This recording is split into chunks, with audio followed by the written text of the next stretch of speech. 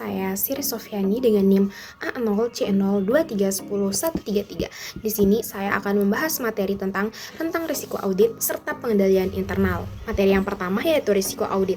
Risiko audit adalah ketidakpastian yang dihadapi oleh auditor ketika melaksanakan penugasan audit.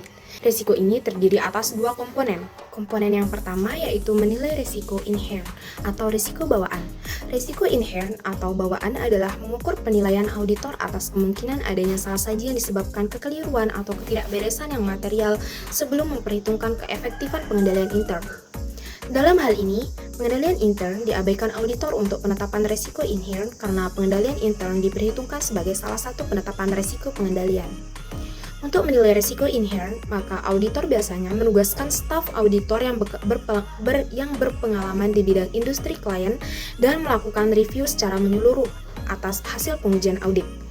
Penilaian atas risiko inherent atau bawaan dilakukan auditor selama tahap perencanaan dan memperbarui penilaian risiko tersebut selama penugasan audit berdasarkan fakta-fakta yang ditemukan selama audit. Auditor juga harus mempertimbangkan faktor-faktor yang menyebabkan risiko inherent dan memodifikasi bukti audit dengan mempertimbangkan beberapa faktor berikut.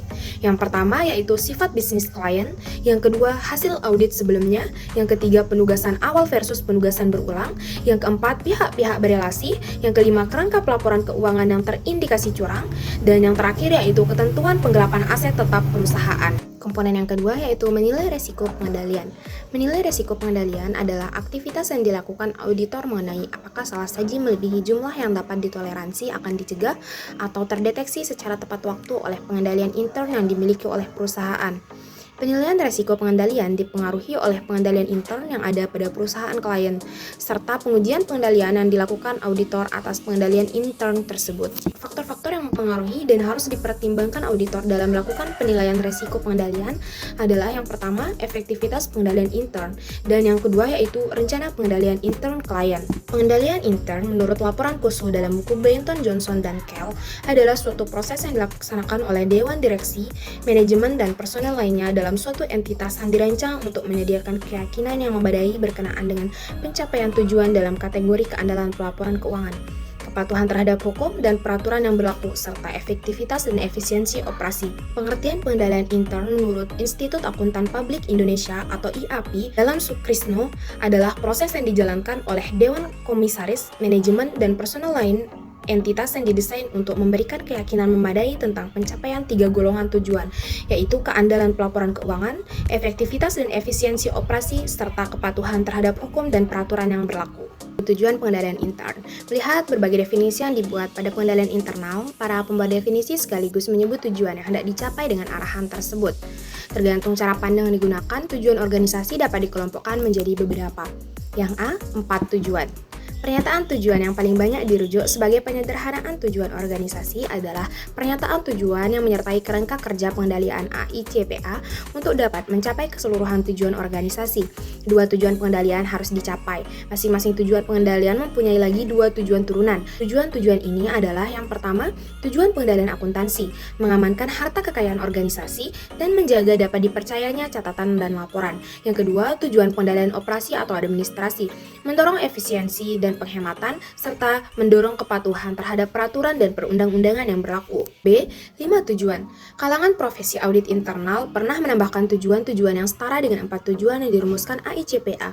Tujuan pengendalian internal yang harus diuji keberadaan dan efektivitasnya dinyatakan oleh The Institute of Internal Auditors atau IIA sebagai yang pertama, dapat dipercaya dan integritas informasi. Yang kedua, ketaatan pada kebijakan, rencana, prosedur, undang-undang, dan peraturan. Yang ketiga, pengamanan aktiva. Yang keempat, ekonomis dan efisiensi pengelolaan sumber-sumber daya. Dan yang terakhir, yaitu efektivitas pencapaian tujuan. C. 3 tujuan.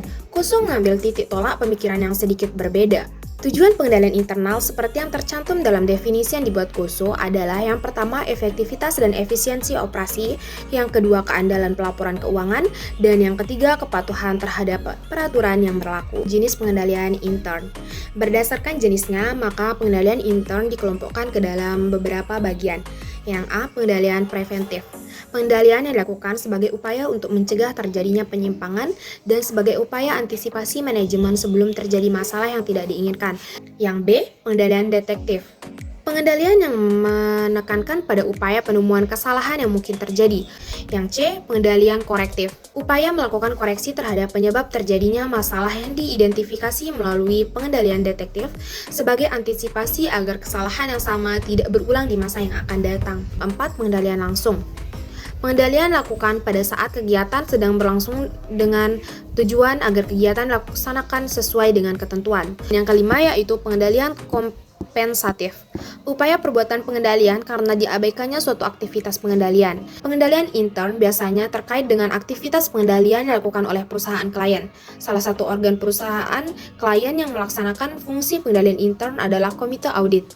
Ikatan Komite Audit Indonesia atau IKI mendefinisikan komite audit sebagai suatu komite yang bekerja secara profesional. Dengan demikian, tugasnya adalah membantu dan memperkuat fungsi Dewan Komisaris atau Dewan Pengawas dalam menjalankan fungsi pengawasan atau oversight atas proses pelaporan keuangan, manajemen risiko, pelaksanaan audit, dan implementasi dari corporate governance di perusahaan-perusahaan. Materi selanjutnya yaitu komponen struktur pengendalian intern. Struktur pengendalian intern terdiri dari beberapa komponen berikut. A. Lingkungan pengendalian. B. Penetapan risiko oleh manajemen. C. Sistem akuntansi. D. Aktivitas pengendalian. Pengendalian intern yang relevan untuk audit.